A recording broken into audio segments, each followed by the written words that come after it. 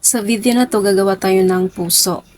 Kahit anong kulay na fuzzy wire ang gamitin nyo pwede, nakadepende sa inyo. Kailangan natin dito ng 2 pirasong fuzzy wire.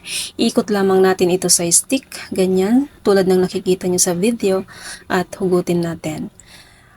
Next, yung pangalawang fuzzy wire, ganun din yung procedure na gagawin natin. Iikot lamang natin ito hanggang sa matapos, tapos hugutin natin. Ngayon, pag tabihin natin ito at stretch natin ito ng konti, pwede ring hindi, nakadepende sa inyo kung gaano kalaki yung heart na gagawin nyo. Ayan, tapos gagamit tayo dito ng floral wire. Twist natin ng isang beses at gagamit tayo ng floral tape para ito ay i-bind together.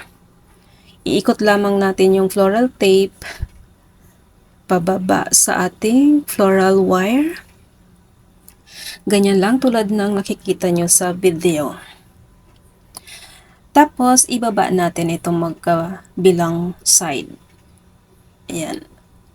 Hugis, puso.